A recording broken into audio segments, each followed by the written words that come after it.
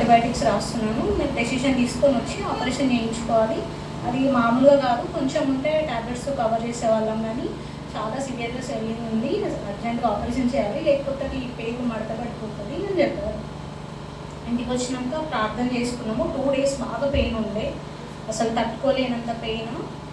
అన్నయ్యకి ఫోన్ చేసి ప్రార్థన చేయించుకున్నాను. అన్నయ్య ఇట్లా సమస్య ఇట్లా వచ్చింది, నాకు ఆపరేషన్ అవసరం లేకున్నా దేవుడు స్వస్థత పరచాలి, నన్ను దేవుడు గొప్ప సాక్షిగా నిలబెట్టుకునేలాగా ప్రార్థన చేయండి అన్నయ్య అని అంటే అన్నయ్య ప్రార్థన చేశారు. నేను కూడా ప్రార్థన చేసుకున్నాను. యేసు రక్తం రాసుకొని ప్రార్థన చేసుకొని ఒక 1 week తర్వాత మళ్ళీ రీచెకప్కి వెళ్ళాను.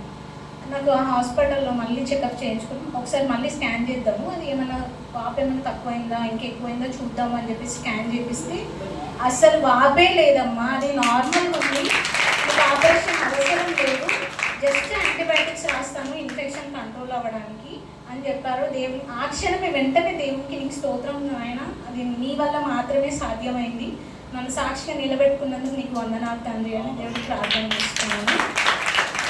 అట్లా ఇంటికి వచ్చిన మళ్ళీ ఒక 1 weekకి నా పెద్ద కుమారునికి డెంగ్యూ ఫీవర్ వచ్చింది. అసలు మంచంలో పడుకున్న వాళ్ళు లేవలేదు. Platelets count day by day 50,000 60,000 drop అయిపోతూ వస్తుంది. దేవుడా ఏంటిది, ఒకటి కాకపోతే ఒకటి ఇట్లా సమస్యలు వస్తున్నాయి, దేవుడా ప్లీజ్ వెంటనే ప్లేట్లెట్స్ పెరగాలని ప్రార్థన చేశాను. యేసు రక్తం తాగిచ్చి ఒళ్ళంతా రాశాను. నెక్స్ట్ డేనే మళ్ళీ 50,000 60,000 ఇంక్రీజ్ అయినాయి. దేవుడా నీకు స్తోత్రం అంటున్నాను. ఇప్పుడు దేవుడు నా విషయంలో సాతాను ఎంత నాకు నష్టం కలిగించాలనుకున్నా దేవుడు నాతో ఉన్నాడు కాబట్టి అది మళ్ళీ ఇంక్రీజ్ అవుతున్నాయి. నాకు ఆ సమస్య నుంచి దేవుడు బయటకు తీసుకొస్తున్నాడు. అందుకని దేవునికి స్తోత్రాలు చెల్లించుకుంటున్నాను. ఈ సాక్ష్యాన్ని దేవుడు దీవించుకున్నాడు.